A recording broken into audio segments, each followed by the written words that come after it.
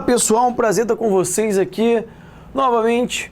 Fábio Ramos, professor de Direito Constitucional, Direitos Humanos.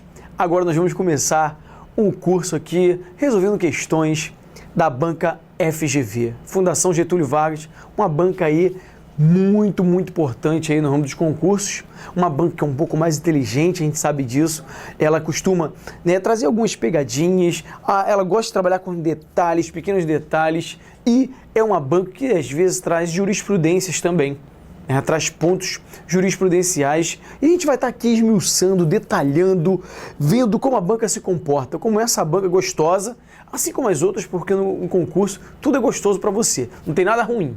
Tudo é gostoso. Então, nós vamos estar esmiuçando, detalhando o que de melhor tem aqui a nossa banca Fundação Getúlio Vargas, FGV. Então, vamos à nossa primeira questão, agora entrando na parte dos direitos fundamentais, ok? Nós vamos aqui trabalhar questões do artigo 5º até o artigo 13, na ordem da nossa Constituição, detalhando esses pontos dos direitos fundamentais que estão ali, no título 2 da nossa Constituição Federal. Então vem comigo, força, respira fundo, tomou aquele café, muito tesão, muita vontade, energia. Vamos lá, olha só. Essa questão fala o seguinte, a questão da Funarte, e ela fala, a Constituição da República Federativa do Brasil de 88, em termos de direitos fundamentais, individuais e coletivos, prevê que, olha lá, letra A, é livre a expressão da atividade intelectual, artística, científica e de comunicação, ressalvado o direito de censura ou licença. Ressalvado o direito de censura ou licença? Claro que não. O que ele põe lá no nosso artigo 5º, vou até colocar aqui para você, isso aí está onde, Fábio? Está no nosso artigo 5º, o nosso artigo 5º, incisos ali, 4, inciso 5, inciso 9, esse, especificamente inciso 9, é o que traz aqui a nossa letra A. Ela está lá no nosso artigo 5º, inciso 9 da Constituição. Repare, gente, que lá ele fala o seguinte, que é livre a expressão intelectual, artística, científica e de comunicação, independentemente de censura ou licença. Independe de censura ou licença, ou seja, não permite a censura nem licença. Sabemos que é plena a liberdade de expressão, é livre, é plena essa liberdade de expressão, a manifestação do pensamento, sendo que vedado o anonimato. Você pode expressar o pensamento, mas você vai ter que se identificar, porque a Constituição veda o anonimato. E sabemos que há limite nessa expressão intelectual, artística, científica e de comunicação. Há limites por quê? Porque se você ultrapassar os limites, o artigo 5º, inciso 5, vai falar que será assegurado o direito de resposta proporcional ao agravo, além da indenização por dano material, moral e imagem. É um ponto muito tranquilo aqui, essa parte de liberdade de expressão, ali no nosso artigo 5º, onde traz incisos 4, 5, o inciso também 6 e 7, que traz variações, e 8 dessa liberdade de expressão, o inciso 9, o inciso 14, o inciso 10 da nossa Constituição. Então, dê uma lidinha, porque esse ponto cai a letrinha da lei e é muito tranquilo. Olha o que ela trocou, está errado. Letra A, então, opção errada. Olha a letra B. No caso de iminente perigo público, a autoridade competente poderá usar de propriedade particular, exigindo a lei prévia à indenização e a autorização do proprietário? Claro que não, claro que não. Sabemos aqui que esse é um instituto que aparece no nosso artigo 5º, vou colocar aqui. Pronto, olha só, vou fazer o seguinte, bota aqui, nosso artigo 5º, deixa eu botar de novo aqui na canetinha,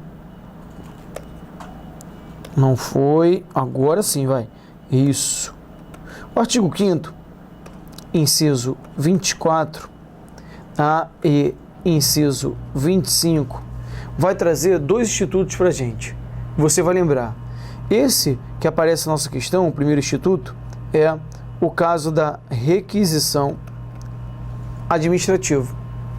No caso de iminente perigo público, a autoridade competente poderá usar ali a propriedade particular, assegurado ao proprietário a indenização posterior, se houver dano. Lá na questão ele fala que indenização prévia. Não, claro que não. Posterior, se houver dano. Na verdade, aqui é o 25. E o 24 ele fala, essa canetinha demais para mim, sem coordenação motora nenhuma, né? O inciso 24 fala da desapropriação. Desapropriação. Na desapropriação, o Estado ele vai tomar a tua propriedade. Ele toma a propriedade do particular, mas ele vai ter que preencher alguns requisitos. Quais são os requisitos? NUT. Olha aqui. NUT. Necessidade pública, utilidade pública, interesse o quê? Social. No caso de necessidade pública, utilidade pública, interesse social, basta um. O Estado poderá desapropriar o particular, assegurado o quê? Indenização, claro que tem indenização. A indenização vai ser o quê? Justa, prévia, agora sim, ó. E em o quê? Dinheiro. Já na requisição administrativa, acontece o quê? O uso da propriedade. O Estado usa a propriedade do particular, assegurado ele aqui. Assegurado ele uma indenização? Sempre não, tá? Uma indenização o quê? Posterior, ulterior, conforme diz o texto, se houver o quê? Danos. Apenas se houver danos. Perfeito? Essa é a requisição administrativa. Só haverá indenização se houver danos. E será o quê? Ulterior, posterior. Muito cuidado. Ele troca e brinca como fez aqui na questão. Duas formas de intervenção do Estado na propriedade do particular. Na propriedade ali do particular. Mas tem mais? Tem. Tem uma outra situação, mas não cai pra gente, a princípio, artigo 243, que fala da expropriação. Para você dar uma lidinha lá, né? Lá fala do cultivo ilegal de plantas psicotrópicas. A princípio, raramente cai esse dispositivo da FGV. Mas olha só, o inciso 24, quando fala de desapropriação, ele traz um ponto específico que eu queria marcar com você. E a FGV uma vez já colocou, né? Salvo engano, a gente vai fazer até essa questão. Ela colocou o seguinte, olha o que fala o inciso 24. Se você for lá comigo, o inciso 24 fala assim, ó, a lei estabelecerá o procedimento para desapropriação por necessidade pública, utilidade pública e interesse social, mediante justa e prévia indenização em dinheiro. Aí ele põe, vírgula, ressalvados os casos em que a Constituição estabelecer, ressalvados os casos previstos na Constituição. Ressalvados os casos previstos onde? Na Constituição. O que ele vai trocar? Ele vai colocar no finalzinho, ressalvados os casos previstos em lei. Ressalvados os casos previstos em lei delegada. Ressalvados os casos previstos em lei complementar. É isso? Não. Preste atenção nos detalhes. Preste atenção nos pequenos detalhes, porque você já sabe demais. É uma turma de exercício. Aqui a gente está corrigindo questões. Você já viu o conteúdo. O que vai fazer diferença para você na hora da prova são os pequenos detalhes. Então preste atenção nos detalhes. Ele só vai trocar esse finalzinho. Muito cuidado. A FGV gosta disso. Troca lei por lei complementar, lei delegada. Então olhe os detalhes. Bem, ponto aqui resolvido. Vamos voltar na questão. A letra B, então, está o quê? Errado que ele fala exigindo a lei prévia indenização. A lei, né, prévia indenização? Claro que não. A autorização proprietária, não tem prévia indenização. A prévia indenização é na desapropriação. Inciso 24. Olha a letra C. É inviolável o sigilo das comunicações telefônicas, salvo por ordem judicial, administrativa ou legislativa competente? Claro que não. É cláusula de reserva jurisdicional. Cláusula de reserva jurisdicional, somente o quê? Por ordem judicial, determinação judicial, autorização judicial, mandado, ordem, é cláusula de reserva jurisdicional, tem que ter o quê? O carimbo do Poder Judiciário. É o inciso 12 do nosso artigo 5º. É inviolável a correspondência, as comunicações telegráficas, as comunicações de dados e as comunicações o quê? Telefônicas. Salvo no último caso, ou seja, as comunicações telefônicas, por ordem judicial, na forma da lei, para fim de instrução processual penal ou investigação o quê? Criminal. Muito cuidado. É cláusula de reserva jurisdicional. Ele está falando aqui da interceptação telefônica. Só por ordem judicial. Determinação judicial. Tem que ter o carimbo do Poder Judiciário. Delegado de polícia pode autorizar? Não. CPI pode? Não. Ministério Público pode? Não. Defensoria pode? Não. Só por ordem o quê? Judicial. Cuidado com isso. Ordem judicial. Cláusula de reserva jurisdicional. E tem que ser na forma da lei. A lei é a Lei 9296 de 96. essa lei, 9296 de 96, ela traz as situações. Então, temos 3 requisitos, não é isso, Fábio? Sim. E quais são os 3 requisitos? Olha, ordem judicial, lei e crime. Ordem judicial, lei e crime. Ordem judicial, lei e crime. É cláusula de reserva jurisdicional, sim. Só o Poder Judiciário pode. Tem que ser na forma da lei, a lei é 9296 de 96. Repare que antes, a nossa Constituição é de 88. Constituição de 88. A lei só vem em 96. As escutas feitas antes de 96 foram consideradas o quê? Ilegais, inconstitucionais, segundo o Supremo, porque não existia lei. E tem que ter crime. Ele pode trazer na questão, será autorizada a interceptação para instrução processual por lei, por ordem judicial, em quaisquer procedimentos? Não. Em um procedimento administrativo? Não.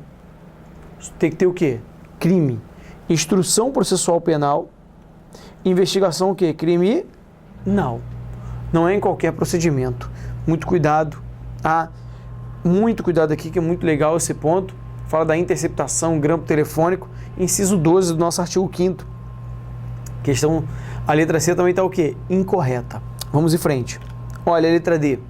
Pertence aos autores o direito exclusivo de utilização, publicação e reprodução de suas obras, transmissível aos herdeiros pelo tempo que a lei fixar. Sim, perfeito. A letrinha da lei, artigo 28, ou melhor, artigo 5º, inciso 28. 5º, que isso é embolado, né? Deixa eu apagar para você. Vamos lá, olha aqui. Minha bosta não aparece aqui não. Bem, artigo 5º já deu para ver, né? Inciso 28, a linha A. Tá? Pertence aos autores direito exclusivo de utilização, publicação e reprodução de suas obras. Sim, transmissível aos herdeiros pelo tempo que a lei fixar. Pelo tempo que a lei fixar. É inciso 27, gente, não é 28 não. 27. Ali inciso 26, 27, 28, também, né, o 29, inciso 30 até o 31, tudo letrinha da lei. Tudo letrinha da lei. Olha a letra E. Não há prisão por dívida. Salva do responsável pelo inadimplemento voluntário e inexcusável de obrigação alimentícia, de dano ao patrimônio histórico-cultural e ao depositário infiel. Dano ao patrimônio histórico-cultural? É isso que está lá? Claro que não. Aqui ele está falando do artigo 5º, inciso 67. Bem, aqui a polêmica prisão do depositário infiel. Deixa eu colocar a canetinha para você. Ó, artigo, leva uma surra dessa caneta. Artigo 5º, inciso 67.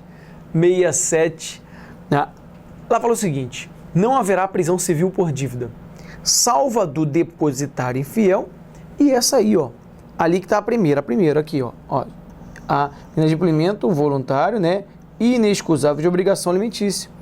Esse inadimplemento aqui, inexcusável de obrigação alimentícia, ou seja, PA.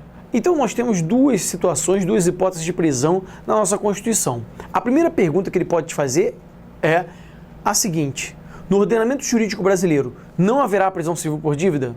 Errado. No ordenamento jurídico brasileiro não há possibilidade de prisão civil por dívida? Errado. Claro que não, tá? Porque há possibilidade. A afirmação está incorreta. Há possibilidade. Nós sabemos que há duas possibilidades de acordo com o texto da Constituição. Quais são as possibilidades? PA, né? Hoje você sabe que somente PA prende, né? Só PA. E a do depositário o quê? Infiel. Você sabe muito bem que o depositário infiel é aquele, eu vou errando, eu vou tentando consertar, fica pior, né? Olha como é que fica. Bonito. Gente, vamos lá. Importante nossa informação. Ó. Bem, você sabe que a prisão depositária, ou melhor, quem é o depositário fiel? É aquele que não cumpriu a obrigação contratual. É aquele que não cumpre a obrigação contratual. Depositário fiel. Existem diversas modalidades. Só que hoje, olha, vamos tacar a jurisprudência. O Supremo Tribunal Federal, ele fala que não haverá prisão depositária infiel. em nenhuma de suas modalidades. Em nenhuma de suas modalidades. Não haverá a prisão do depositário infiel.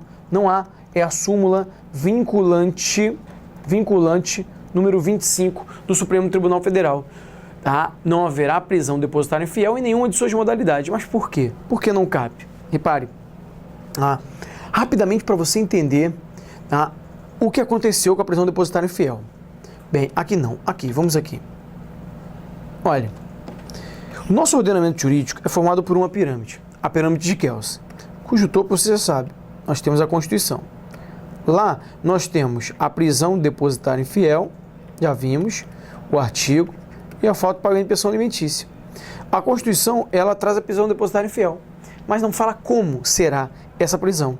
Ela deixa para quem falar? Para uma lei ordinária.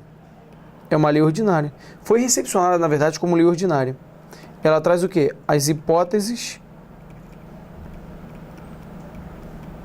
de prisão, as situações, né, do depositário infiel. Ela que vai falar como o procedimento, a maneira, como o depositário infiel será preso.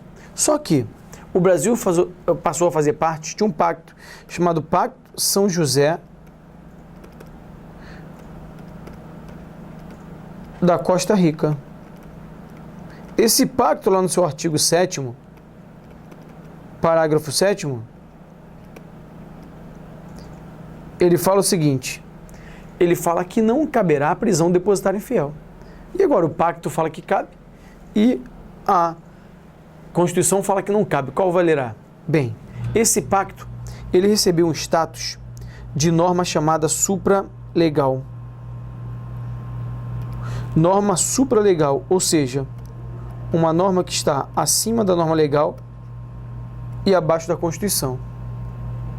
Ou seja, quando esse pacto recebeu um status de norma supralegal, olha, acima da legal, o que ele faz com as hipóteses de prisão do depositário infiel que eram determinadas por lei ordinária? Derroga, acaba com essas hipóteses de prisão do depositário infiel, não possibilitando mais a prisão do depositário infiel. Para taxar ainda mais isso, a súmula vinculante número 25 do Supremo falou que não caberá hoje a prisão do depositário infiel em nenhuma de suas modalidades. Bem, o pacto não mexeu com a Constituição. E aí? O que o examinador cobra para a gente? Como você vai colocar em prova? A questão de prova só vai vir dessa forma. Se ele colocar uma historinha, falando que o indivíduo foi preso, prisão depositária infiel e tal, essa coisa, vai estar correta? Não. Hoje cabe prisão depositária infiel? Não. Atualmente cabe? Não. De acordo com o pacto cabe? Não. De acordo com a jurisprudência cabe? Não. De acordo com o Supremo cabe? Não. Não, não, não. Mas se ele colocar na tua prova, à luz da Constituição, conforme a Constituição, reza a Constituição, traz a Constituição, de acordo com a Constituição, cabe prisão depositária infiel? Cabe ou não cabe? Cabe. Então ele tem duas perguntas para fazer para você. Duas formas de te perguntar isso. Ou de acordo com a Constituição, e se ele te perguntar, reza a Constituição, ele está querendo saber o que está no artigo 5º, inciso 67. Você vai ter que falar. Caso contrário, não caberá prisão depositária infiel. Mole? Perfeito? Ok. Então, letra E está incorreta. Nossa resposta da questão, letra D.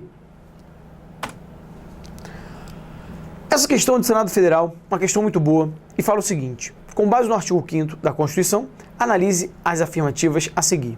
Olha o item 1. O preso tem direito à identificação do responsável por sua prisão ou por seu interrogatório policial. Tem ou não tem? Olha, gente, fácil. O artigo 5º, inciso 61, 62, ali 63, 64, 65, esses artigos, e até o inciso também 77 da nossa Constituição, 77 não, 74, vai trazer ali alguns dispositivos falando sobre o preso. Primeiramente, você sabe o seguinte, que a prisão local de qualquer pessoa serão comunicados imediatamente a quem? Ao juiz competente. Ao juiz competente e à família ou pessoa por ele indicada. Então, a prisão e o local de qualquer pessoa serão comunicados imediatamente ao juiz competente, ou pessoa e família ou pessoa por ele indicada. Para que será indicada ao juiz competente? Para que ele verifique que a legalidade da prisão. Porque se essa prisão for ilegal, ela será imediatamente relaxada. Ninguém será mantido à prisão ou levado à prisão se a lei admitir o quê? A liberdade provisória com ou sem fiança. Isso quer dizer o quê? Que mesmo sendo legal, também caberá o quê? Liberdade provisória. E o juiz competente, ele relaxará imediatamente o quê? Aquela prisão ilegal. Então, são os dispositivos acerca da prisão. Mas falou de prisão, você vai lembrar de quem? Do preso. O preso, ele tem o direito de permanecer calado e tem direito à assistência ao advogado e também pessoa por ele indicada. Esse preso, ele tem direito à identificação do responsável por sua prisão ou pelo seu interrogatório. Esse ou está perfeito, a Constituição fala isso. Só que esse ou é um ou aditivo, porque ele tem direito de saber quem foi que o prendeu e também quem foi que o interrogou. Mas o texto da Constituição fala justamente isso aí. Então, olhe lá no artigo 5º, inciso 63 da nossa Constituição. Bem, o preso, ele também tem outro direito. Aquele preso que permanecer preso além do tempo fixado na sentença, ou se for condenado por erro judiciário, ele será indenizado pelo Estado. Fechamos item 1, perfeito, mole demais o nosso item 1, correto. Vamos ao item 2. Olha o item 2. Boa, item 2. Os tratados e convenções internacionais sobre direitos humanos que forem aprovados em cada casa do Congresso Nacional em 2 turnos, perfeito, por 3/5 votos dos respectivos membros, serão equivalentes às emendas constitucionais. Ótimo, perfeito. Aqui ele traz o quê? A letrinha da lei do nosso artigo 5º, parágrafo 3º. O artigo 5º, parágrafo 3º, traz para a gente aqui esse dispositivo que fala dos tratados internacionais. E aí eu quero parar para te explicar o seguinte. A entrada desses tratados internacionais. Você só vai falar que o tratado internacional ele tem status de emenda constitucional se ele passar por esse procedimento do artigo 5º, parágrafo 3º. Porque existem 3 maneiras de um tratado internacional entrar no nosso ordenamento jurídico. 3 situações, 3 hipóteses. Olha comigo, vamos lá. Bem, o nosso ordenamento jurídico você já conhece. Lá no topo, a Constituição Federal. Abaixo, as normas legais. Essas normas legais, elas vão buscar fundamento aonde? Na Constituição. Leis complementares, leis ordinárias, leis delegadas e por aí vai. Como regra, um tratado internacional, ele é aprovado pelo procedimento de lei ordinária. Logo, como regra geral, um tratado internacional, ele tem status de quê? Lei ordinária, lei ordinária, lei ordinária. Então, um tratado internacional tem status de lei ordinária. Falou um tratado internacional sobre data show, lei ordinária. Tratado internacional sobre câmera, olha aqui, câmera de vídeo, lei ordinária. Tratado internacional sobre luz, lâmpada fluorescente, lei ordinária. Tratado internacional sobre slide, lei ordinária, lei ordinária, lei ordinária, lei ordinária. Essa é a regra. Mas o artigo 5º, parágrafo 3º, foi introduzido pela emenda número 45. A emenda número 45 de 2004 trouxe a possibilidade de um tratado internacional, ele entrar no nosso ordenamento jurídico com status de quê? De emenda constitucional, com status de norma constitucional. Mas ele vai ter que passar nas 2 casas do Congresso, em 2 turnos de votação, ou seja, Câmara e Senado, 2, e vai ter que ser aprovado por 3/5 dos membros. Ou seja, o mesmo procedimento de emenda à Constituição. E, claro, ele tem que versar o quê? Sobre direitos humanos.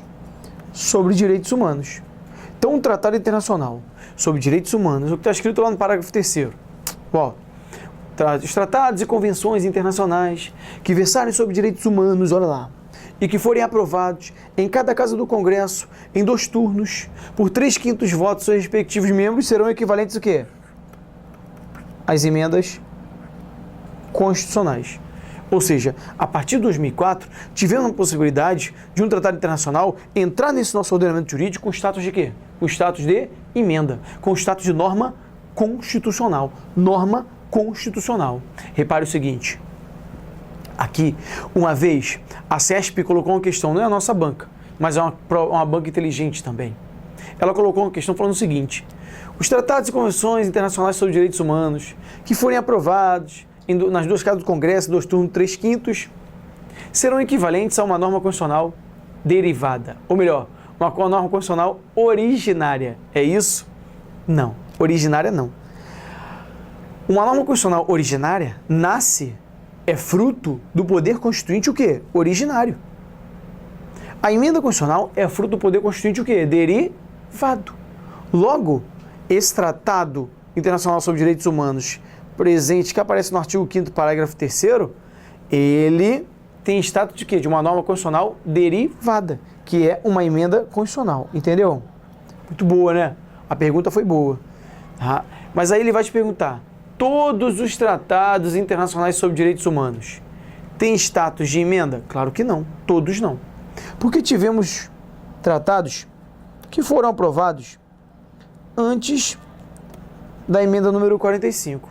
E a título de prova, esses tratados sobre direitos humanos aprovados antes da emenda número 45 de 2004, eles recebem o status de normas o quê?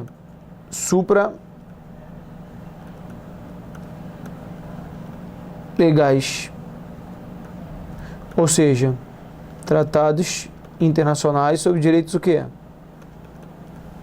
Humanos. Logo, você só vai falar que o tratado internacional tem status de emenda constitucional se ele passar nas duas casas do Congresso em 2 turnos por 3/5. Se ele colocar outra coisa diferente, se ele colocar só tratado internacional sobre direitos humanos, vai ter status de quê? Norma supralegal. Supralegal. Porque ele recebeu um status o quê? Diferenciado. Agora, se esse tratado internacional não versar sobre direitos humanos, olhou para a questão, versa sobre direitos humanos? Não. Não versa, independente do procedimento. 2/3, maioria absoluta, maioria simples, independentemente do procedimento que ele colocar, terá status de quê? Lei ordinária. Lei ordinária. Fácil de identificar? Muito fácil. Por isso, tá? O item 2, ele está o quê? Correto. Fruto da emenda número 45. Item 3. Qualquer cidadão é parte legítima para propor ação popular, que vise anular ato lesivo ao patrimônio público ou de entidades que o Estado participe, à moralidade administrativa, ao meio ambiente e ao patrimônio histórico e cultural, ficando o autor salvo comprovada má-fé, isento de custas judiciais e ônus de sucumbência. Sim ou não? Sim. Ele está falando de que remédio? Da ação popular. Está no artigo 5º, nosso artigo 5º, inciso 73. Ação popular. Qualquer cidadão poderá impetrar ação popular. Não é qualquer pessoa. Não é pessoa jurídica. Ah, estrangeiro pode? Não. Cidadão é aquele que está em pleno gozo dos direitos o quê? Políticos. É aquele que está em pleno gozo dos direitos políticos. Apenas o brasileiro em pleno gozo dos direitos políticos poderá impetrar a ação popular, visando anular ato lesivo ali, ó. Ato lesivo ao MP3, a moralidade administrativa, ao meio ambiente, ao patrimônio, P3, ó, patrimônio público ou entidade que o Estado participe, ao patrimônio histórico e ao patrimônio que? Cultural. Ficando o autor, esse cidadão, isento das custas judiciais e ônus da sucumbência. Salvo o quê? Comprovada a má-fé. Ah, posso falar que a ação popular é gratuita, Fábio? Não. Gratuita não. A ação popular não é gratuita. A ação popular, ela até sairá gratuitamente. Mas a Constituição não fala que ela é gratuita. Porque se for comprovada a má-fé, o cidadão paga. Mole, letrinha da lei, um remédio constitucional judicial, inciso 3, sabendo que, mesmo com esse nome de ação popular, nós vamos depender aqui da presença do advogado, porque o único remédio judicial que dispensa a figura do advogado é o habeas corpus. Então, a ação popular, embora tenha esse nome, não dispensa a figura do advogado. É imprescindível a presença do advogado para a impetração da ação popular. Item 3, correto também. Vamos ao item 4. O item 4. Constitui crime inafiançável e imprescritível a ação de grupos armados, civis ou militares, contra a ordem constitucional e o Estado democrático. Sim, um dos crimes ali do nosso artigo 5º, que está lá no nosso inciso 44 do artigo 5º. Perfeito. Letrinha da lei. Aqui, eu até brinco, né, é o famoso TTT-Serra. TTT-Serra. São os crimes do artigo 5º. Tortura, terrorismo, tráfico, crimes hediondos, racismo e ação de grupos armados. Todos são o quê? Inafiançáveis. Inafiançáveis. E a questão fala do crime de ação de grupos armados. Isso está lá onde? Isso está lá no nosso inciso, deixa eu mudar a corzinha, 44, ação de grupos armados. Lembrando que o racismo e ação de grupos armados, crime o quê? Imprescritível. Os dois são imprescritíveis. Já o TTTC, tortura, terrorismo, tráfico, crimes hediondos, são insuscetíveis de graça ou anistia, respondendo nesses crimes os mandantes, os executores e aqueles que podem evitar se omitirem. Ora, está perfeito. A A4 também está correta. Se a A4 está correta, né, já vimos aí que todas estão corretas, né, a 2 também e o item 1 também. Logo, nossa resposta, letra C.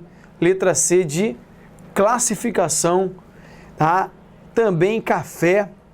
Então, aquele café e vamos em frente. Próximo bloco.